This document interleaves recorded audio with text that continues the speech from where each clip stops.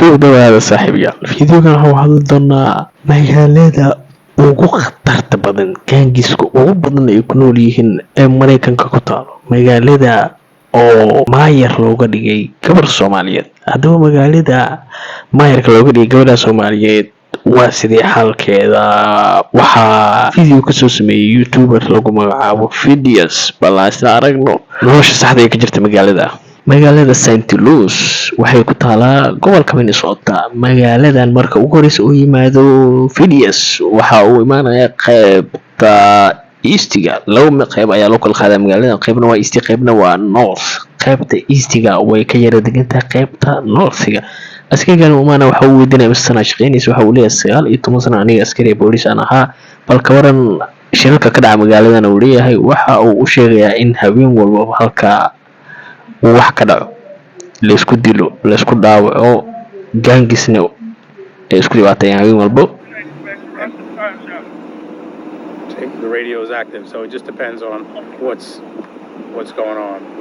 waxa uu sheegay marwalba heegan ay ku jiraan diyaarna u yihiin marxaladda markaa soo wajahda deegaanka inay xaliyaan isla markii asagoo meesha taaganaya waxa uu soo dhacaya flash warbixin ah si degdeg ayuuna u cararayaa si uu soo xaliyo arrintaas gaangiska xooga ugu badan ku leh magaaladan waxaa lagu sheegaa inay yihiin kuwa Soomaaliyeed magaaladan laguma arkayo qof cadaan ah dadka kaliya ugu badan ee ku nool magaaladan waa dad madow ah sidaas daraadeed waxaan u maleynayaa in gabadha Soomaaliyeed maayars looga dhigay sababtoo ah maadaama ay Soomaalida halkan gaangiska ugu xoogan ay ka mid yihiin askariga booliiska waxa uu Fidias soo siiyay tilmaamo lagu goran karo dadkaas gaangiska ah down like this because those are the gang members qaabka ay u labistaan sidaa daraadeed si uu ugu taxadiro Fidias oo uu soo baxay waxa uu la imaanayaa ilmo yar yar oo goob ku ciyaaraya waxa uu weydiinayaa xaaladda deegaanka qaabka ay tahay ma nabadba ma shirro ayaa dhaca waxa ilmaha uu sheegay in haween walba markaan ay ka maqlaan xabado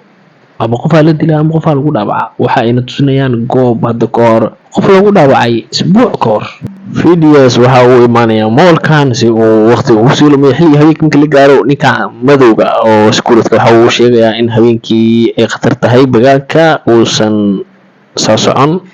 waxa uu leeyahay inuu waa baxaya qorshe kale ayaa magaalada kale waxa uu soo raacayaa taksiilahan oo ay u egtahay inuu hore u sii diyaarsaday maadaama ninka taksiilaha uu yahay qof hubaysan hubna hore u sii wata laga yaabaa inuu yahay iskuuladka Fidias sidaan anigu u fahmi karo sidaa daraadeed waxay imaanayaan qaybta northiga ee St. Louis waxa uu kula kulmayaa rag odayaal meesha jooga isla markaas oo god jooga waxa uu maqlayaa xabad baskoolada so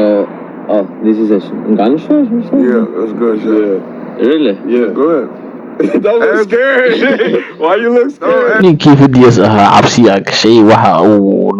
xaqiiqsaday wixii meesha laga sheegay inay ahaayeen wax run ah oo meeshan habeenkii la isku gadgaado la isku ugaarsado marka khiyaaray gabadheenu kulay magaalada maayarka looga dhigay magaalo sahlan ma aho bal aan u soo duceeno ilaahay garabkeeda ha galo bye bye asxaabay